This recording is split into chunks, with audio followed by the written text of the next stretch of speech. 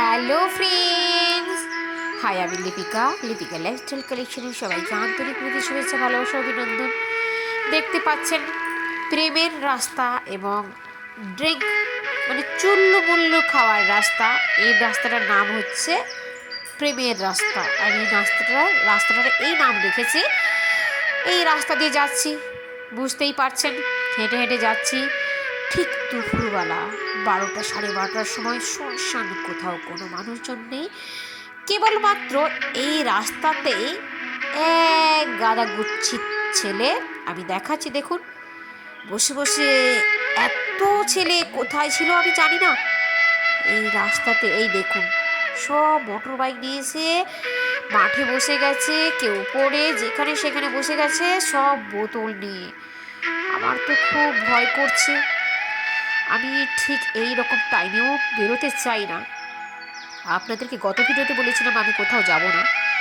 আসলে মোর পতি পরমেশ্বর খুব বজ্জাত, নিজে তো কোথাও যেতে চায় না, ছেলের কোনো দায়িত্ব নিতে চায় না, শুধু পেশেন্ট নিয়ে থাকে।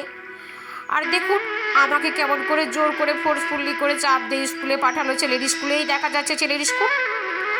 এই মাঠ দিয়ে গেলে তাড়াতাড়ি হয়। তো আমি ভাবলাম ওরা যখন ড্রিঙ্ক করছে, এতগুলো ছেলে, আমার তো ভয় করবে, বুঝতেই তো পারছেন। তখন আমি মাঠ দিয়ে গেলাম। তা মাঠ দিয়ে বৃষ্টির জল কাদা। এবার দেখুন কীরকম ড্রিঙ্ক করছে, লজ্জা করছে না? আমাদের সমাজটা কোথায় গেছে আমি জানি না। সরস্বতী পুজোর দিন ড্রিঙ্ক করছে। এত ভয় পেয়েছি, মানে যাই হোক, সত্যি কথা বলতে কি এত ভয় করছে। এখন এডিটিংটা পরে করছি তো তাই ভয় পাচ্ছি না, কিন্তু তখন আমার প্রচণ্ড ভয় করছিল। এই চলে এসেছি ছেলের স্কুলে। মা সরস্বতী মাকে দেখুন কত সুন্দর মুখটা নিয়ে বসে আছে। হয় মা দেখা দে, না হলে মা টাকা দে, হয় বিদ্যা দে, আর না হলে 100-এর 100 দে। যাই হোক, চলে এলাম এই ছেলে স্কুলে। ছেলে তো এদিক ওদিক পালিয়ে যাচ্ছে। ছেলেকে বললাম, বাবু বাড়ি যাই চল। ও তো একেবারেই এলো না।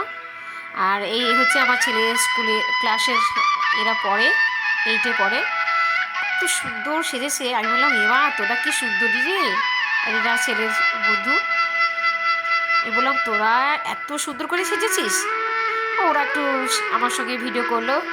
এই যে দুটো গাড়ি দেখছেন, তা ওই রাস্তাতে যাওয়ার সময় এক গাদা ছেলে ছিল, তার মাঠে দুজন মহিলা, একজন হাজব্যান্ড ওয়াইফ ছিল, দুজন ছিল।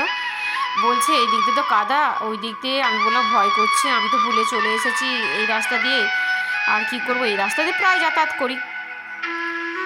তা চলে কি করব, বলছে আমরা দাঁড়িয়ে আছি, তুমি চলে যাও। বাট আসার সময় ওই রাস্তা দিয়ে ছেলেকে ডাকলাম, ছেলে তো এলো না। ওই রাস্তা দিয়ে আবার এলাম, দেখলাম যে কেউ নেই। তা ফাঁকা রাস্তা পেয়ে আমি বললাম চলেই যাই, শর্টকাট রাস্তা। তা ওই রাস্তা দেখুন কত বন জঙ্গল চারদিকে। এই দুপুরবেলা কেউ রাস্তায় নেই। 12টা 12:30 সময়। আসলে সরস্বতী পুজোর সময় মনে হয় সবাই রাস্তায় বেরোনো ভুলে গেছে। আর না হলে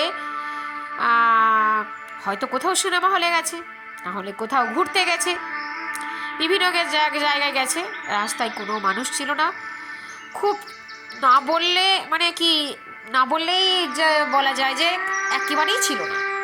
বিপদ যখন মানুষে আসে তখন মানুষ যখন সাহায্য চায় তখন সাহায্য করার মতো সত্যি কেউ থাকে না। এটা আমি সেদিন বুঝেছি সরস্বতী পুজোর দিন। ওই রাস্তাতেই যখন আমি আসি, একটাও কোনো মানুষ ছিল না। হঠাৎ করে একটা মোটর বাইকে দুটো ছেলে এসে দুটো বোতল নিয়ে এসে ওই যে দেখালাম ঘরটাতে, ওইখানে গিয়ে বসে গেল খেতে। আমার তো কি ভয় করছে, রাস্তায় কেউ ছিল না, কি হবে। ছেলেকে তো এত করে ডাকলাম, এলো না। এই যে এইখানে কোর্স হচ্ছে, আমি বললাম, ও বললো আমি কোর্সটা দেখবো, তাতেও এলো না। এত ছেলে, মাঠ থাকতে বন্ধুটা এখন বসে হয়ে গেছে, তাই ছেলে এলো না। এই যে ছেলে যদি ছাদের সঙ্গে থাকতো তা আমার এতটা ভয় করতো না, তাই না, ছোট হলেও। এই দেখুন, তারপরে এই যে বাড়ি এসে ঘেমে টেমে গিয়ে ডাক্তারবাবুকে তো খুব বকাঝকা করছি, কারণ ওই মহারাজ ধীরাজের জন্যই তো আমার বিপদটা হলো। বিপদটা হয়নি, মানে বিপদটা হতে পারতো, তাই না। মধু মাল্লু চুল্লু যারা খায় তাদের কি আবার বিশ্বাস আছে, তাদের মধ্যে কোনো সেন্স কাজ করে নাকি। তাদের মধ্যে শুধু নোংরামো ছাড়া কোনো কিছুই থাকে না। রেগে এসে বক বক করে যাচ্ছি, এখন তো বক বকানিটা মিউট করে দিয়েছি। শুনলেই আপনারা হাসতেন। বেকার মিউট করে দিয়ে কি করলাম, পেঁপে আর তরমুজ গরমে এসেছে তো খেয়ে যাচ্ছি।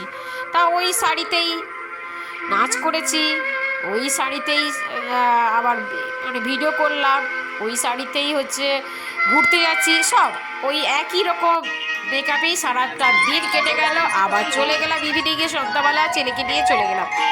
এরপরে ছেলে বেরোবে না, জোর করেই নিয়ে যাওয়া হলো। আসলে এখনকার ছেলেরা মোবাইল কে এত বেশি ভালোবাসে যে মা বাবার থাকতে মোবাইলকেই বেশি ভালোবাসে।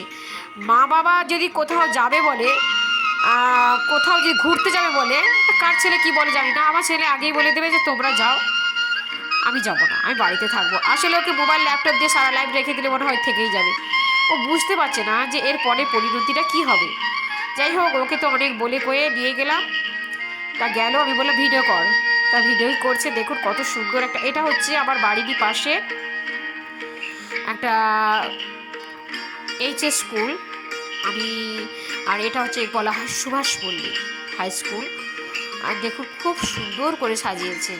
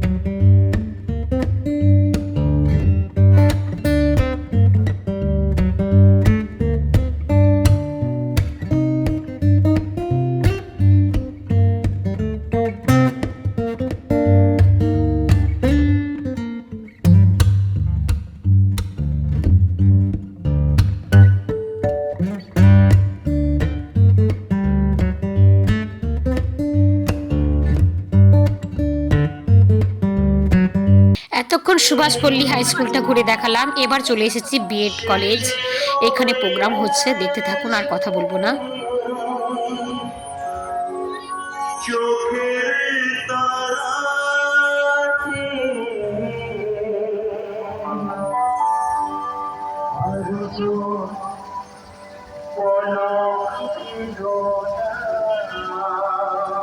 ঠিক আছে বন্ধুরা, ভিডিওটা এখানেই সমাপ্ত করলাম, আর বড় করলাম না।